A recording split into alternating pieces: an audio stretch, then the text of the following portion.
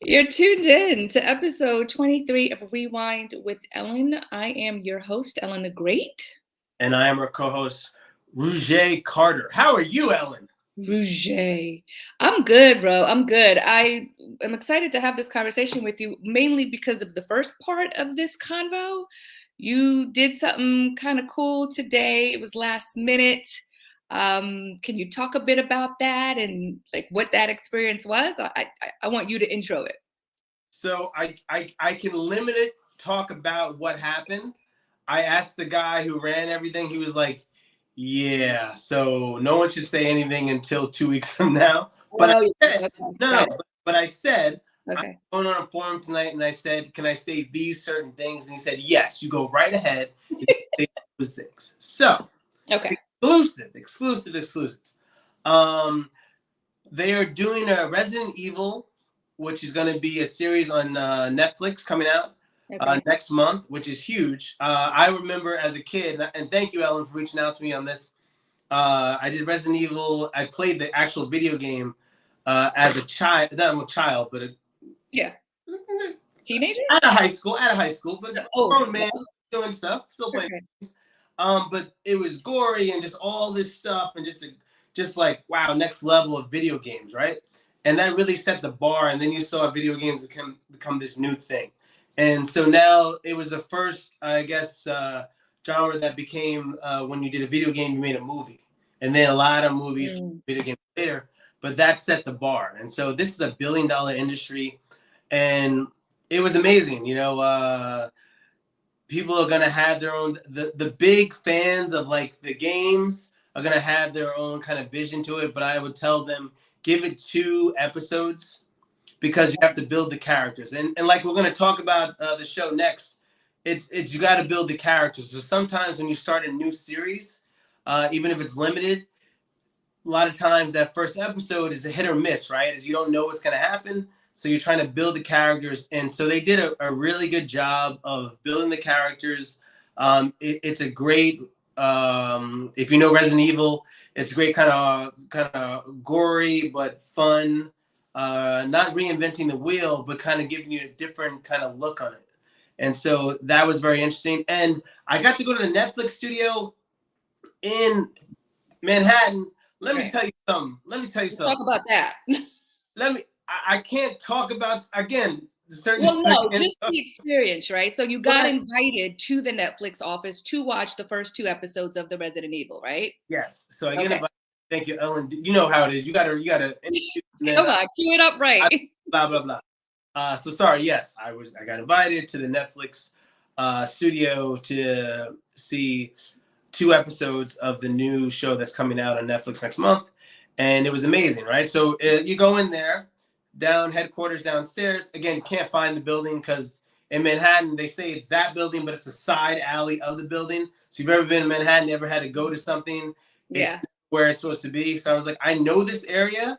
I used to work in this area, and this address doesn't exist. And then I had to look at another email and said, oh, side building of that building. I'm like, oh. But it was like in the middle of the block, so it doesn't make any sense. So anyway, go in there, do COVID back research and all that stuff, sign the kiosk. And when I tell you, like, the awards, when you come in, they're like, oh, we got an award for this, we got an award for that, we got an award for this, we got an award for that. And it's on the wall. It feels like you escaped to a very chic hotel, very high end, very chill. Everybody's very friendly, laid back. I use the bathroom now. Now, I normally don't talk about bathrooms. Just had to do number 1. Went to use the bathroom. Oh, God. The door, you got to wave the door, right? Door opens up. Honestly, it felt like I was at a 5-star hotel. The only thing that was missing in the bathroom was a robe. I swear to God, it was. I mean, I'd expect nothing less from Netflix. I was like, oh, this is nice. I don't know how people leave. This is very nice. It's comfy. Got some drinks in there. Okay.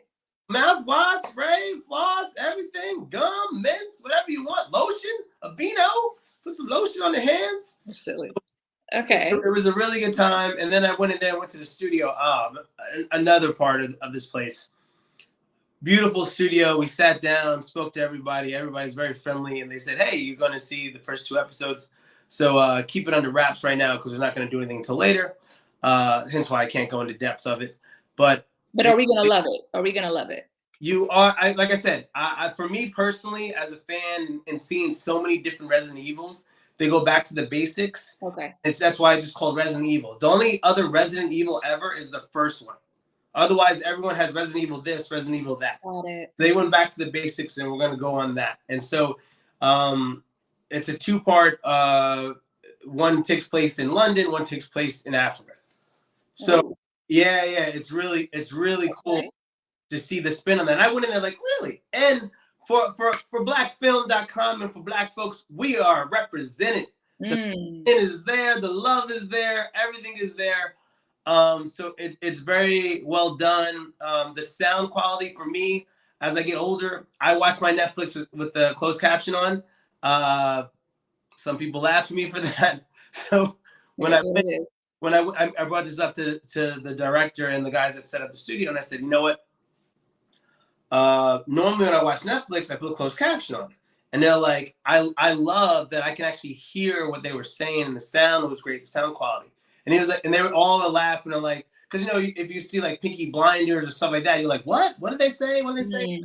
I love that I could hear everybody speak, and they're like, hey, I got to take it over to my sound guys. They were amazing, and just the quality of that. So that's one thing off the bat that you'll hear. The sound is amazing, so I can hear when people speak, and it's not muffled. And Yeah. a lot of times when we see movies or watch them the first time, like, I didn't get it. So that's why I put the closed caption on. I was like, I want to be, especially when we do the show, I got to hear what they say. Otherwise, I'm like, well, he said something, might have been important. I don't know. So you got to chit chat with some people, with the EP and with any of the actors, or what was that all No, about? none of the actors, just one of the directors on the film. He's done a bunch Nice. of stuff. Okay. Yeah, he did a sit down with us, and we got to speak to him afterwards in a secret room. I can't Ooh, talk about the secret room. Oh my okay. God, secret room was crazy. Secret room. Oh man. All right. All right. Don't rub it in if All you can't right. talk about it. Secret room was crazy. I'm sorry. I'm coming back from the secret room. It was good. I love a good secret room. It was a Nice. good Okay. time. And not one of those bad secret rooms. A good secret room. A good one. Yeah, I want to make sure I want to call it a good secret. But we got to speak one-on-one with him and ask questions. And I was like a fish out of water because I wasn't, this is my first. I've done one of these before, not for Black film, but just as someone asked me to do something. And so I had to listen to the room first and get back into it because I haven't seen Resident Evil in a while and just catching up with stuff. So doing a little bit of research and just finding out. But he was amazing to talk to and just sit back and just, you could ask him anything and just open up about things and just how you get into film, things we look for when you're presenting a pilot or anything like that, and just talking about, what's the expectations for certain things when you present it. And so it was nice to really talk to real people and really enjoy that. So I want to thank blackfilm.com and thank you, Ellen, for inviting me to take part of this. And that was a good time, good experience. And yeah, guys, literally check it out. Next month it'll be coming out on Netflix. Maybe you might do some interviews with cast members. That'd Hey, be cool. oh, I will do it. Right. Got it. Okay. Good to know ahead of time. Okay. Well, thank you so much for sharing that with us. That sounds pretty cool. So today's episode is about HBO 6-episode limited series, We Own the City. The first episode debuted April 25th. And so the series is about corruption and abuse in the Baltimore Police Department's gun trace task force. And it's a plainclothes unit that goes completely rogue. We're talking officers stealing drugs and money and God knows what else, and then authorities investigating their actions and then their eventual downfall in 2017 and later conviction. So it's a true crime drama based on a 2021 book of the same name by Baltimore Sun reporter Justin Fenton. I have so many mixed feelings about this. Just this one episode. I will say this before I kick it to you, Ro, that I remember when this first dropped, I was a little apprehensive to get involved because you know how I am. I get triggered. My exact like with series and or movies that just have to do with this kind of subject matter. So I went into it hating a little bit, and then maybe like 3-4 minutes in, I was like, yo, what is going on? This actually happened, and just right down the street in Baltimore. So needless to say, I am in. I can't wait till the end of this series just to see how this all plays out. But before we dive in, what's interesting, Ro, is you got to watch a couple of these episodes before the rest of the world had access to it, because you got it like that and everything. So when you watched it back then, what were your initial thoughts? Did you know this was a true story? Did you find out like when you started watching it? Like, how did you feel about it? So I didn't know it was a true story Right. until I started watching. I was like, oh, and then as you watch every episode, you're like, I have to look this. This really Did happens. this And happen? Right. again, keep in mind, like The Wire, for whatever you want to take it, was happened before. The same people that did The Wire are doing this, right? And so it's like that's crazy that The Wire movie, like the show, Yeah. sorry, that went down, and you know about what was going on and things that were going on, and like this can still happen. And the only reason this got uncovered is because of Freddie Gray's death. So think about that. If Freddie Gray doesn't die, this This still is so. who knows with Black Lives Matter and with COVID, but otherwise it still would have been going on. And so that is the crazy. I had to look back in my mind. I was like, it was 2017. That was just the other day. That's what I'm saying. I'm like, this. It's not that long. I minus 2 years off everybody, right? Right. I don't care how old you are. I was going on 2 years Yeah. of COVID. Everybody gets subtracted 2 years. So let's say this happened 2017. That is crazy, and still going on, and close to our nation's capital, close to all that stuff. And so it's like, what are we doing as voters? What are we doing as people in office? What are we doing just as the police force? We always are saying this and that and pointing fingers. And so I talked about it a little bit last week when we went live, and everybody's accountable, right? It's Mhm. everybody trying to make money and hustle out of different things. But for the taxpayers that are like, hey, I'm just trying to live my life. This is not the norm. This shouldn't be the norm. Right. We pulled over 10 times, just for doing nothing, just for being Black. And so it hit deep. The interviews were amazing. As I spoke on that a little bit last week. Mhm. I will say, I'll leave it on this. I think this show is going to have so many nominations. Okay. Like John Berthal, he's an awful human being, and his character Sergeant Wayne Jenkins.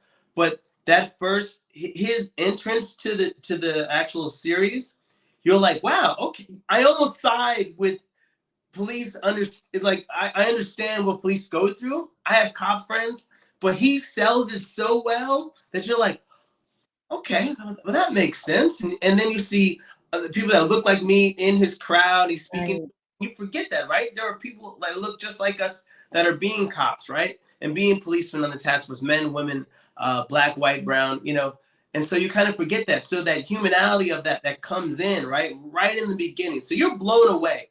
He's going to be nominated. If he doesn't win hands down, I'd be shocked because he hit so hard. And wait until the series picks up.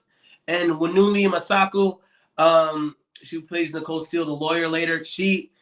Wait until you see her really kick the gears going. Mhm. So there's amazing acting in this show. It's a sad, sad series to see. Like this is still going on. I mean, who knows, right? In other cities and states right now, what's going Oh, on? for sure. We're Yeah. finding stuff, but the fact that it's still happening in the 2020s, 2022s is like, it's crazy to me. It's So heartbreaking. It's a shocking account of police corruption, like beyond shocking. I don't even know that that's the right word for it. Like, if there's a worse word than that, that's what it is.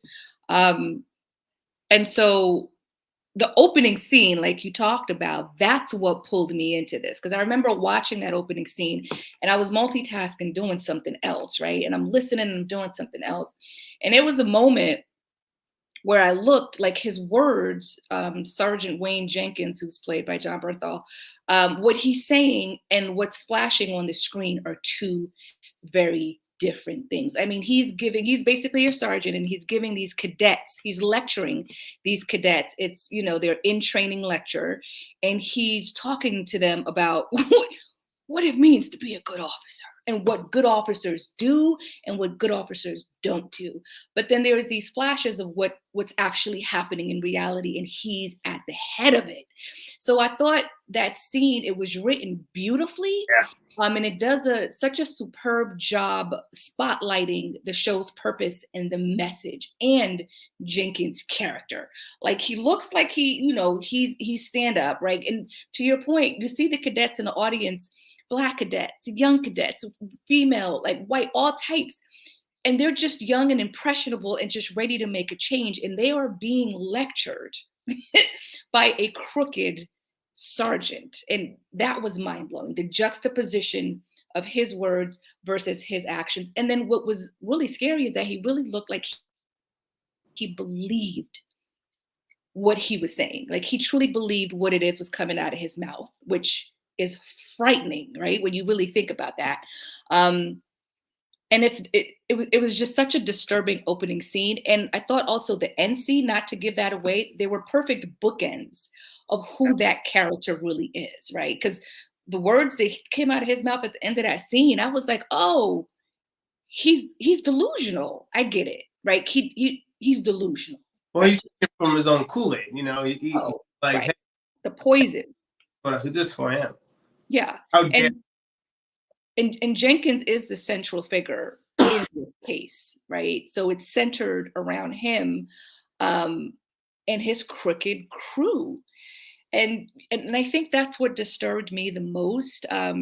Just the disconnect between what he's saying to them and what's actually going on. And then it made me think of, like, this is happening in real life. This happened in real life. So to your point, like, in how many other rooms and stations and whatever are these conversations happening? And then no one is really there to, like, course correct. And when you think about, and again, this is only episode 1. How many episodes did you get to watch? I had to do 6. Oh, so you watched all of them. Okay. So you got a lot more than what I got. Yeah, so can you give us any, like, tidbits of how anything? Because No, all I have to go off is episode 1. yeah, it just gets deeper and darker. And you just, Lovely. excuse me. The craziest part is when when Numi, who plays Nicole Steele, the lawyer, it's like when you find out all these things, it's like there's all this red tape of, like, these officers, like, hey, so why hasn't this person, and again, Sergeant Wayne Jenkins isn't the worst officer. Right. There's a worse officer out there. And so, but again, how do you punish these guys? How do you make sure it sticks? And that's all the red tape. And she's like, wait, how many times, how many complaints have been filed? How many of this have been filed? And it's been blown. Oh, well, again, he's getting more arrests. So it's just like any job, right? Hey, it's like, he's an awful person to work with, but he or she has all these accolades. So you know what? We're letting them slide. And so that was the craziest part, when you see, like, wow, there's been that numerous complaints, but no one's ever said anything or done anything about it. Well, we can't do anything because he has this many arrests, or he's brought in this much cash on the street, this many drugs, this many arrests. So again, at the end of the day, what sucks about policing, and also, if you're running for Senate or whatever, there's money involved. And as soon as money is involved, that's what changes everything, the dynamics. And so how do you respect the position you're in when it's like, now I know I can get paid at a higher pay for this, I can do this and that. And so you kind of lose what the value was of being the shield, right? Or running for office. And so those are the things you see. I mean, even in that first episode with the mayor, she's like, yeah, I ain't going to be here next year. I ain't running. I'm not election. I'm over this. That's crazy to me. The cops, one of your head police, the police sergeants in charge. Well, I don't really like the way he's running stuff, but, it doesn't matter. I'm getting out of here. And so people that are taking office, that accountability. And again, I'm not saying I can do that, right? That's got to be one of the hardest things to take on. But when you go in there, like, how are you going to change things? I'm from New York City. And so we've had some amazing mayors. We had some awful, awful mayors. And so, and it's New York City, right? It's the place that everybody says, where do you want to be? In any place in the world, it's New York City where you come to. We just had a shooting two weeks ago on the train. And so it's kind of crazy and chaotic. Homelessness is crazy right now. I mean, I used to live in LA, used to see on the streets, but now it's in the subways, like at at a horrendous Terrible. number. And so who's in charge of that? Who do you hold accountable? What do you do? And so you have to understand and empathize on both sides. But when you're taking that position, Mm. I would assume or hope that you're going in there with a game plan of how you're going to change things. Not just like, let's beat people upside the head and arrest them. And the last thing I'll say on this is, when they were doing arrests, is like no one remember Nicole Steele's like, hey, I was driving around. This is just on the news. It's trending now. They just saw they were beating some kid up. It's like, no, that didn't happen at all. They actually, I watched that, and they let the guy go. But now cops aren't even going to police. And so what you saw in New York, after all this stuff that went down, after Black Lives Matter movement in New York City, and COVID, like cops weren't policing. You could literally run to a cop, say, "Hey, this thing's going on." All right, cool. Like, Wow. it's crazy. So if I can't beat you upside the head, right? I'm just Right, not. but I don't know how to do anything else but that. And I'm not saying that's for all. For the people that are on the beat, they just like felt like, well, now you handcuff this now, right? In terms of I can't just do what I need to do. And granted, people are crazy. I've seen people go, bat crap and all that stuff, do just crazy stuff, spit on you, do all that stuff. So I get that. I get that. But you to tell me a person that wears a shield, you don't know how to police without beating somebody upside the head? That sounds nuts. That's crazy to me. And And then honest, well, yeah. what would you do? What would you do? And I'm like, well, first of all, I wouldn't put myself in that job if I didn't know how to do it. But then what's the purpose of the training then for? Like, what am I getting trained to do? To beat people over the head? Like, that's it? Exactly. And that's the problem, right? It's like there's other countries that are able to do this, but we're not. Right? It's just crazy to me. Like and I always have to remind myself at the end of the day that America is a young country. People forget that. We're not Mhm. Europe is old. They've done their things. They've had their ups and downs. They still have some ups and downs, but they had the big ups and downs of their turning point. We're the only kind of melting pot that has so many different people living under one umbrella and so many different beliefs, religions, all these things that we try to say, oh, you know what? Freedom of everything here. No other place was doing that. It's like, hey, this is how it is here. If you want to live here, this is how it is. But no, in America, it's like, no. We want to respect everybody. And so we're doing things new as a young country. No one's ever done that before. So I have to take the good with the bad sometimes. But I sometimes look back and I'm like, what are we doing? It's difficult to have any kind of empathy when there's zero oversight and zero accountability, like none. And we see, and that was what was so beautiful about this first episode, that we see what that looks like. We see that in action from the top down. Like, I mean, and you talked about the Watkins, Jenkins is not the worst offender. Daniel Herschel is, who's played by Josh Charles, who I'm a huge fan of.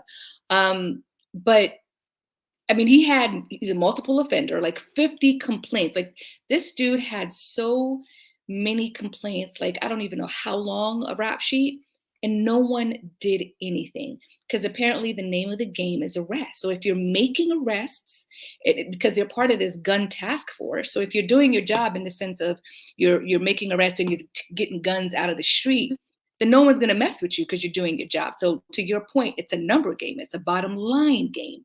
But while doing your job, you're robbing citizens, like the larceny of it all. It was insane. And again, this is just the first episode, so I can't even imagine what Oh two to yeah, six it gets is showing. it's just like wow. And so while Jenkins is highlighted in the first episode, is Herschel highlighted in other episodes? Oh Because yeah, again, you're gonna we see both okay, Herschel. he is. Yeah, and then other characters introduced. I So thought it was interesting that they started with Jenkins as opposed to Herschel. Is that explained, or is it just no, but I think that helps us as just a viewer, kind of uh, like, oh, okay, maybe we side with Jenkins just a little bit more because it's not the worst oh, person. okay. And you know what? Josh Charles, who plays Daniel Hint, he's from Dead Poet Society, one of my favorite movies of all time. That's my first cry movie. That's my first cry one. And that one hit home. And so to see when he plays a bad guy, it's like I think He you does have. a good job. Yeah, I mean he's an awful human He being. does a good job. He's an awful human being, and so I think you have to have Sergeant Wayne Jenkins come in first Mhm. for his character to really sit with you and like, oh wow, okay, he's not the worst person. Okay, I'm gonna sit this out and kind of see what's going on. I love Josh Charles from The Good Wife. He plays an attorney, a damn good one. So to see him in this role in and he's such a bad guy is like, okay, I see your work, Josh. I see your work. So I'm a huge fan of Daryl Britt Gibson, who plays Jamel Rayam on this, and you interviewed him um, for this show. Now it's interesting seeing him as this bad guy because he doesn't generally play this type of bad guy. And I remember you mentioned something he shared during your interview about that. Can you talk a bit about his feelings and thoughts about his character? Yes, so excuse me. He was in The Wire, and he did play a bad guy in The Wire. And so now he was like, now I'm playing a cop, and On so, the opposite side, right? yeah, and so it's opposite sides of that, and so it really sat with him, and it was an amazing interview. We're gonna have it up soon, right, Rob? So we're gonna have it up soon, but he really opens up about that, how he had to talk to his family and people, his neighbor that he grew up with, and cops would grab him up. He's been that's crazy, right? I've been thinking about that more and more since we spoke about it and I interviewed him. Mm, Like, to think about that, I'm gonna play somebody who at one point made me feel a certain way, and not a good way, right? And so now I'm embodying that character. Like, how am I gonna represent that person? Am I mm, gonna be an a-hole about that person, or I'm gonna do justice to that person? And you see, that's what he's fighting with, right? And also, I know what these people have done to my community. I'm not saying everybody, but yeah. people that have been in my community, what they've done to me personally, what they've done to my community. So if I play them as a nice guy or whatever, it is this. But he's like, the cops I met were amazing, and they really helped us out, and that helped me get into the character a little bit more. But he's like, bro, man, I sat up at night, I couldn't sleep, and I was like, wow, Wow. I never thought about that. And he was also in the Messiah, the Black Messiah, and he was like, we did. I just came off the movie Black Messiah with Black Panther movie. Mm, Like, I'm really messed up, and a lot of people were messed up from that film that were in that. yeah. So now to take that into another role, when now I'm playing a cop on the other side, it's like, damn, man, I don't know how to do this the right way and do it justice. But luckily, I found a path that kind of made me kind of sit back and make the character more of me. Hmm. Like that was the only blessing I had. And so, a beautiful young brother. Check out the interview. She's coming up soon. And he was just great energy. Great energy. Oh, he's a good interview. He's a good interview. He's the type of interview that, he gives you a lot. Yeah. He gives you could go in there with one question, but then you'll come out of thin air with like five more just I based didn't, on this yeah, conversation. but we didn't have enough time. But he was like, oh, I was like, oh shit, okay, great. Another Wire alum, Jamie Hector, is also in this, and he plays Sean M. Suter. Now, he's the Baltimore City homicide detective who gets caught up in the GTTF case. And so there was this one scene between him and Jenkins where you really got to, at least I got to understand, like, wow, the number of people who knew how crooked Jenkins was, but Yeah. couldn't say or do anything. Like, you see the look on Suter's face when he's having a conversation with Jenkins, and Jenkins walks away, and Suter's just looking at him like I know you're crooked, but there's nothing I could do about it right now. Oh, here's the problem I have with that. I think at some point, I mean, if we've gone back to work now, but pre-COVID, Mm, we've all, like, this reminds me of like NBC and like when you heard things about certain people like doing crazy stuff. Like, this is like, we know the people at work that do nasty stuff, right? And just stay away from them. yeah. And what do? A lot of times we don't say anything, and so those things keep on happening. Now the fear is, if I say something, who's gonna have my back? And I've talked to so many in my conference, like, bro, it's like, be honest with you, man. It's like, listen, I'm always gonna do the right thing, but I know if I speak up on certain things, when I go into a situation, that man or that woman behind me might not have my back, and so I want to come home to my wife and kids. Yeah. Being different, but now I got a wife and family to deal with, or not to deal with, but to come home to. That's a whole different energy and what I have to think of. So F that, I'm not risking that person's rights for that 5 minutes versus me walking in blind and I don't have backup. And so that's crazy. It's at Serpico, at Old School.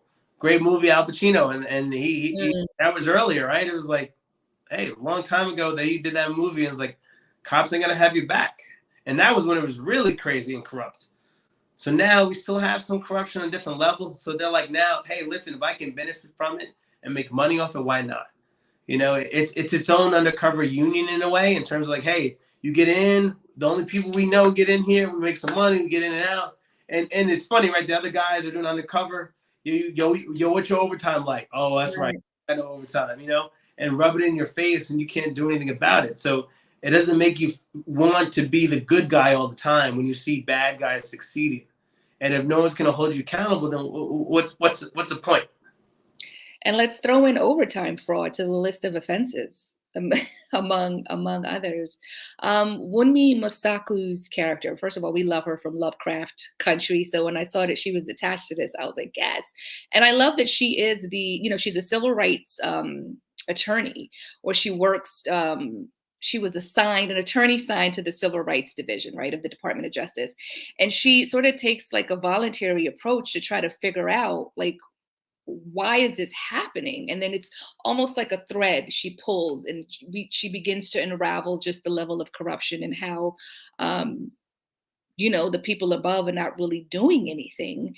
And it's because of her that things kind of take the turn that they do. And I can't wait to see how this plays out with and for her in episodes 2 and 6. And so when you think about, if it wasn't for her, right? And I don't know how true that is to the real.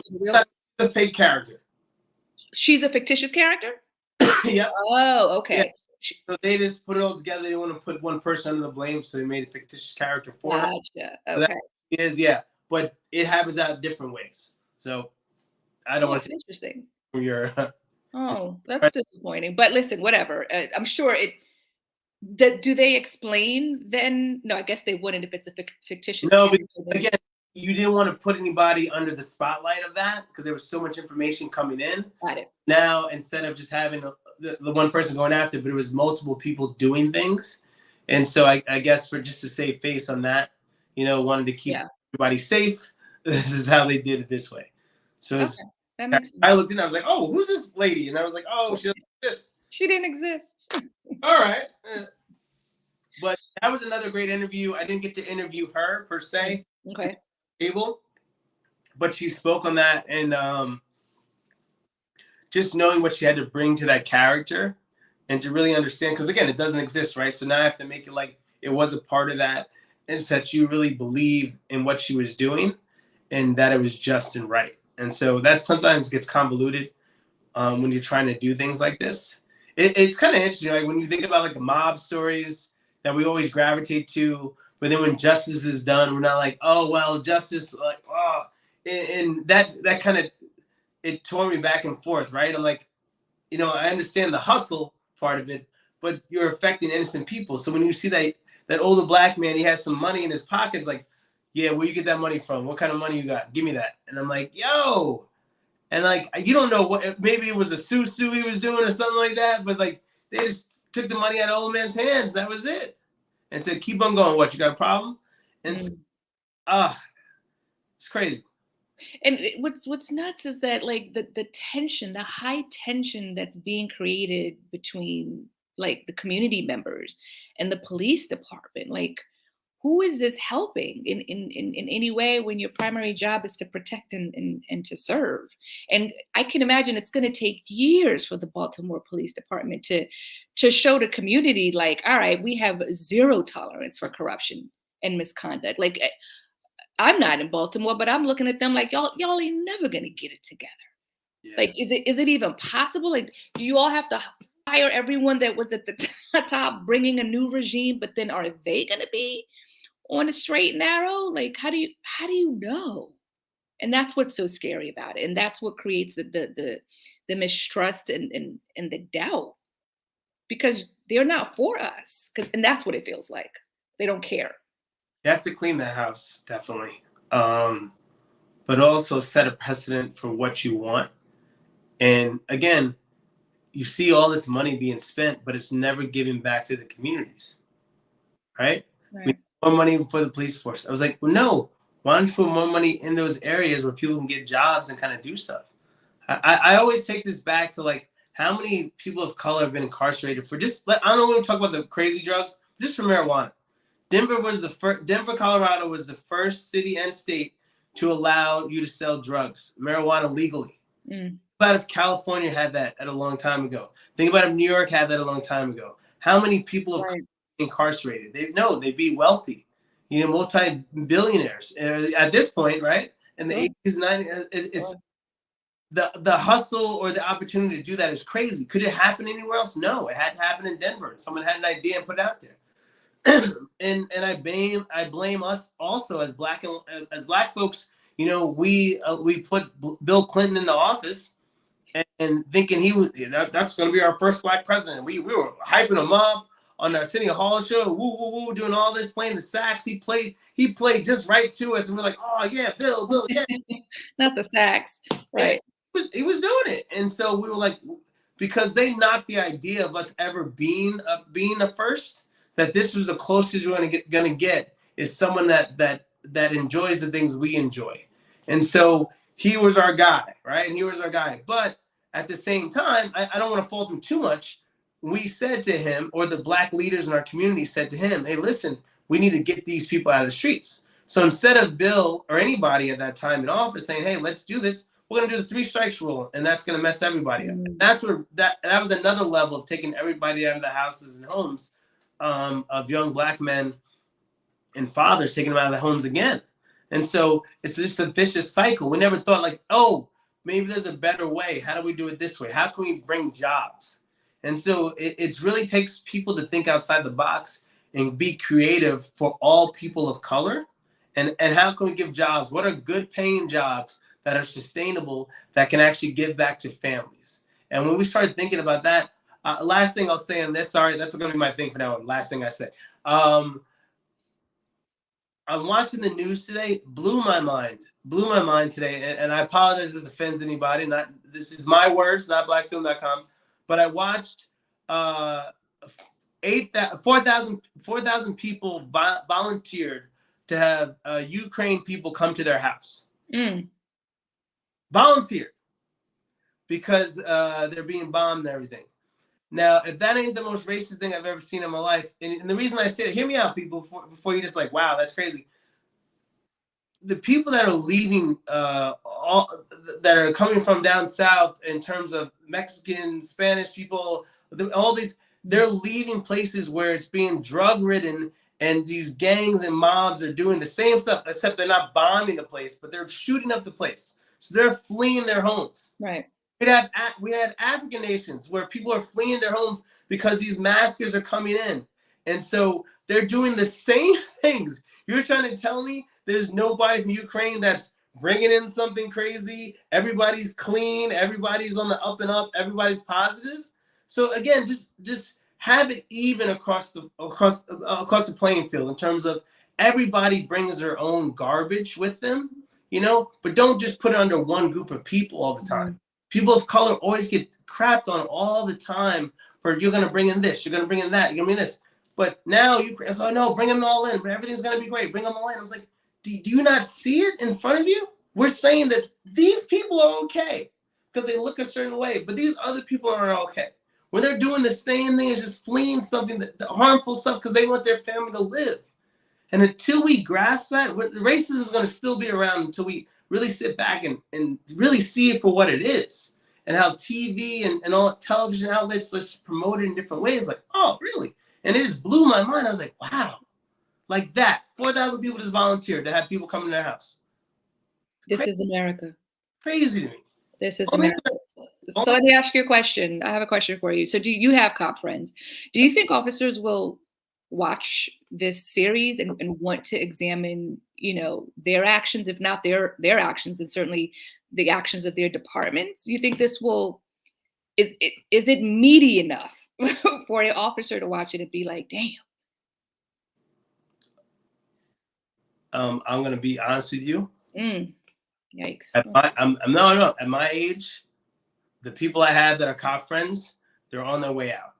So they're not going to speak up, but they will do the right thing when it comes to them doing whatever they need to do. Right? So would I say, would one of them, if the choking incident, the knee on the neck, All of that. I would hope that my cop friends would speak up and say that, but I can't speak on anybody in that situation, right? I really can't. I'm not saying and to downplay them as a person or character. I don't know what I would do in that situation. The people that are videotaping that, like I that situation was so messed up that I thought like maybe if I made some water balloons and I threw it down the cops, maybe you take his neck off. Like, listen, Anything, that's right? so crazy. I thought, like, how can I distract him from me not being killed, and this man, I can save this man's life at the same time. Like, what is gonna prevent this from happening? But if he doesn't die, though, where are we at? Mm.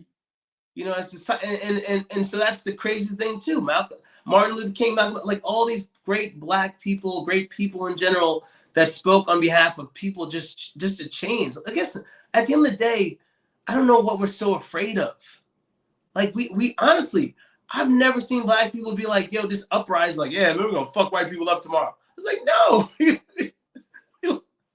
we literally just want to have the same rights that you have at the end of the day. And it baffles me all the time when I argue with people. Sometimes I'm just like, I don't have the energy, man. It's just like we're just trying to chill and enjoy life and have fun. If you really know black folks, you know that people are in good mindsets. I want to say, because there's people in general that are just in a bad headset because they've had to just come up from nothing. And I get that pain. I get that struggle. I totally understand that.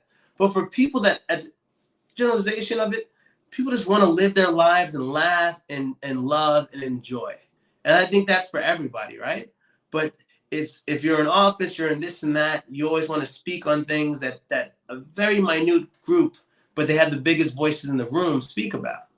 And so hopefully, I mean, the world, I'm scared right now, man, with Twitter and all this other stuff and just education. Is it going to change? But it's going to take cops to speak up. So I applaud my boys that have actually reached out during the whole pandemic and the Black Lives Matter movement and all that stuff and spoke to me on the side. Hey, man, you know, you're my boy no matter what. And I'm here and you know how I am. And I appreciate those people that did that. So there are amazing cops out there, Sure. male, female, that are really fighting for us. Yeah. Sometimes, you know, you don't even know your rights when you're getting into that. And you said that earlier, Ellen, right? These young cadets that are impressionable. So if I put an impression on you since day one, I don't know the difference. I see you as my brother, right? Or my sister. I don't know any other thing. I just look at this guy as a stranger. Now, that black person, that sister, my brother, that's not my sister, my brother anymore. These are my sisters and my brothers. That's how crazy that job is, you know? That because it's such a huge trust issue. It's a, and I'm sorry to say this, but it's a mob mentality.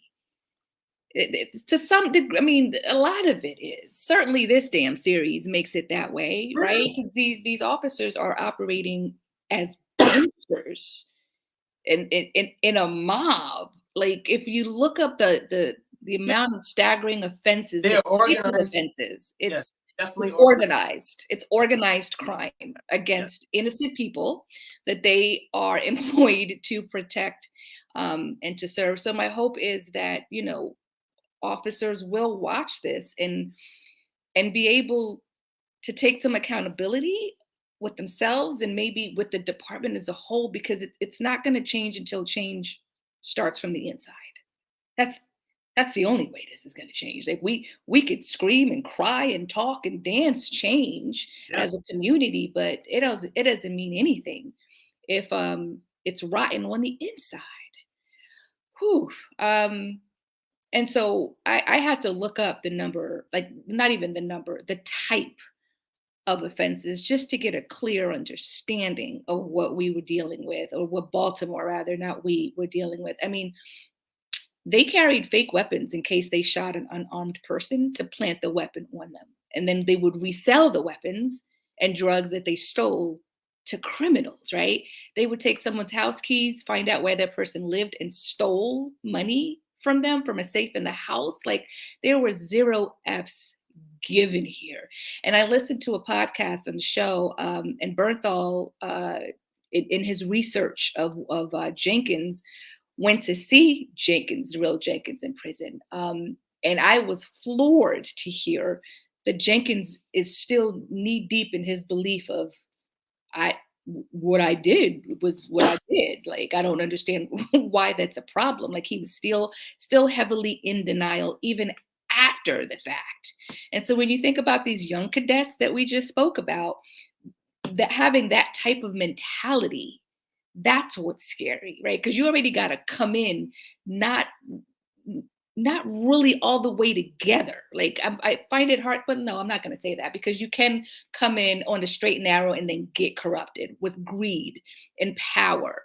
But there's also part of me that believes that you come in with bits and pieces of that, right? Like some sort of dysfunction that makes you think it's okay to treat other people this way. And that's what's so scary. Yeah, accountability, all that stuff. Right. But also the checks and balances, right? Who is That would checking be nice. on this, and when you do something out of line? And I think that's the biggest thing. It's like, in any job, there has to be accountability, checks and balances. When you don't have those things, people run amok. And then when you try to check them, it's like, whoa, who are you? And it's like, oh, I guess I'm nobody. Yeah, get out of here. And then you're like, okay, and then keeps on going. So it's tough. I mean, I don't feel for people like that. I No. empathize with them and understand that, hey, You when you're empathize with them? no, yeah, I have to empathize with anybody because You empathize with Jenkins? I do empathize because he is doing a job based on, no, I'm not saying it's correct, but I empathize with him in terms of saying he's still seeing it like I did my job. They say, hey, I got to bring these certain arrests in. I did my job. It's quotas, right? It's like I'm doing my quotas. I take the personal stuff and who it affects out of the way.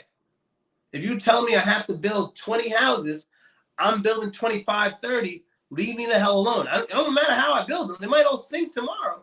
But at the end of the day, I build you 30 houses, right? And so that's how he's looking at it. I've done my arrest, regardless of how crazy and obscene they may be, but I've done my job to the best of my ability. No one's doing the kind of arrest that I'm doing.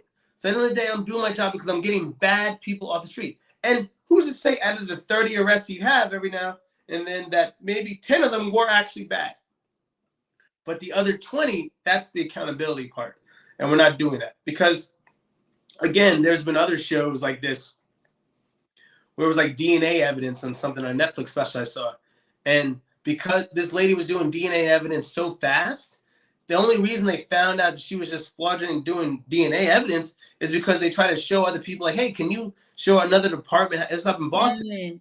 Yeah, can you show another department how to do this? Because no one else is being able to keep that. And come to find out, she was just checking yes on this and that just to get the work going. And I'm That's like, crazy.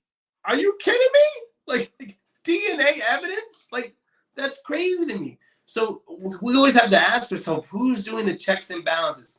Especially if you don't have a good lawyer, right? When you get caught up in some stuff, who is going to do the checks and balances for you? Was everything processed correctly? Did they when did they arrest you? What did they arrest you for? What are they saying? Are they holding you in contempt? How long have they been holding you? Like all these things. We got to know our laws and rules, but then you get knocked upside the head if you speak on that, right? And I always love those videos when someone says, you see, this is the right way to do this. And I'm like, man, you can't do that. You can't tell the cop, hey, brother, I know my rights. That's your rights right there, right upside your head. And so it's so convoluted. It's so That's an understatement. yeah, but it's so stressful at times Yeah. because you just don't know what to do. And I can only speak for myself and my age. I just listen to what's going on. I say yes, sir, no, sir, yes, ma'am, no, ma'am, and keep it moving. I'm not even thinking about the human side of it, humility, none of that. I'm just trying to be like, listen, I'm trying to get home safe. And Trying to be alive tonight. Yeah. I can argue about that. Oh man, you let him talk to you like that. I'm like, this long. I'm trying to keep it moving. This is a series I think we all should watch. Yeah. We all have got to watch this. It's 6 episodes, a little less than an hour each, and with a stellar cast. Um, I want to say great writing, but it's really based in fact, in truth. So, uh, Well, great acting, I would say. but for sure, great acting. Again, it's the same producers and writers from The Wire, same cast, same energy, and I guess it made sense to pull The Wire people into this because it is like like another version of The Wire from a different perspective. So there's a lot of familiarity there. So I think that played a big part in them bringing back the cast and the writers because it feels like, oh, we've seen this before, but yet this is very different. These characters look very different. So I'm excited to see where this goes. To piggyback on which I'm good over cold, everybody. Sorry. To piggyback on what you just said, I think it's American Horror Story and Mhm. I the love that series. American. My point in this American Horror Story and Pulp Fiction, the director of Pulp Fiction, producer. Sorry. There's only a couple people that use the same actors all the time. Oh yes, That's my point. got it. I was like, wow, can you do that with a drama? And that's one of the questions I asked the director. And I was like, it's been does it help when you have time? That gap? Otherwise you see the characters as the same thing. So it's harder in dramas. I think, horror or kind of like when you're doing like vampires or scary things, you can get away with it. But when it's like real life drama of like, cops and police, and bad guys and drug dealers, can you still use those characters again and recycle them? So it's nice to kind of see that you can kind of do it, and Hmm. challenging of actors to kind of be who they are and really show that they can carry a show. So the characters are even getting better as you go down the line. Nice. Oh, I can't wait. I can't wait. Okay, listen, that's all I got to say about this. So thanks for this conversation. Any last words from you? No, happy. Hi, how you doing? I appreciate you. Thank you for engaging. And we'll be back next week. Yeah, this is a bit of a heavy topic, so excuse my Yeah, Ellen, you all right? sort of. No, I'm fine. Oh, But it's very easy to get angry, right? To be outraged, and but then in the same breath, you're helpless, right? we were About the both angry. reality. We haven't been angry since the summer. I know. It's been a long time. We haven't been angry since summer. So What did we watch in the summer that angered us? Do you remember? yeah, the what's name with the show that Wunmi was on, Masaka that was on, Lovecraft. Lovecraft. Oh yeah, because it Oh, Sundown City and everything. Like, damn, oh, Sundown City. Hello. I mean, but at least that gave us some, a little mixture of like some good times, some hot scenes, and then some like deadly ones. At least it was a healthy mixture of dysfunction. Okay. Like that. That's the name of my new group. Healthy mixture of dysfunction. Yeah. Coming up next. All right. Are we going to go live tonight, do you think? You tell me. It's on you. Yeah, let's do it for like a little bit. Okay. I'll see you in 7 minutes.